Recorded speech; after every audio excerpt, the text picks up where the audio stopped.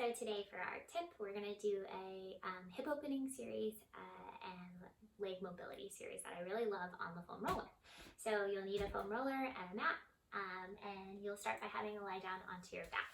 So I'll just move the foam roller out of the way, slide it underneath the legs here, and then begin to bridge the hips up, and I'll just roll the foam roller underneath the backs of the hip bones here. And I want it to kind of span the back of the sacrum. So I'll have it be a little bit under my lower back and a little bit under my bottom.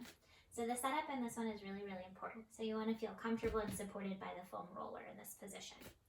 My arms are then just going to come down, flop down wherever they feel comfortable. I'll think about pulling my right leg up to a tabletop position. So here we want to think about the knee going over the hip, and then the left leg is going to come up to a tabletop position here. We're going to just let our body get used to this position and then figure out where our ribs are in space. So we want to be very certain that our thoracic spine doesn't begin to flare, and we want a gentle slope from the pubic bone all the way down towards the sternum. Okay? From here, we're going to lock in that core activation of the abdominals pulling in, the ribs knitting together, and starting to just lower that right leg away from us, and then pulling it slowly back up towards that tabletop position. Left leg lowers away from us, and then we exhale, pull it back up towards that tabletop position.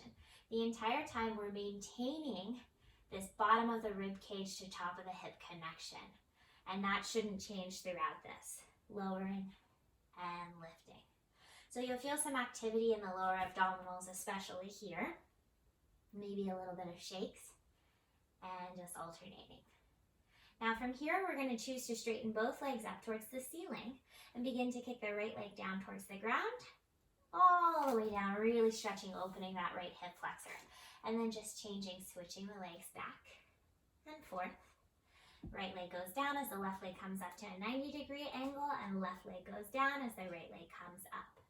Again, thinking of this abdominal connection the entire time and making sure we're not feeling any lateral shifting side to side. So this is a stabilization and a mobility exercise all at the same time, which I love. The lower that leg goes down away from the roller, the more hip flexor release you can feel in the down leg, and the more hamstring stretch you're going to feel in the up leg. From here, both legs are going to come up towards a 90-degree angle. We'll then open the legs out, and then exhale, pull them back together. So feeling a little bit of mobility, opening, stretching those inner thighs and groin muscles, and then exhale, pulling them up. Now, if you can't maintain a 90-degree angle because maybe your hamstrings are too tight in this exercise, by all means, it's totally fine to have your legs working at a lower angle or to have your knees bent a little bit to take some of the pull off of those hamstrings. We'll then bend the knees, take your right foot down and left foot down. Lift the hips slowly up, roll the foam roller down, and just curl and articulate down flat onto your back.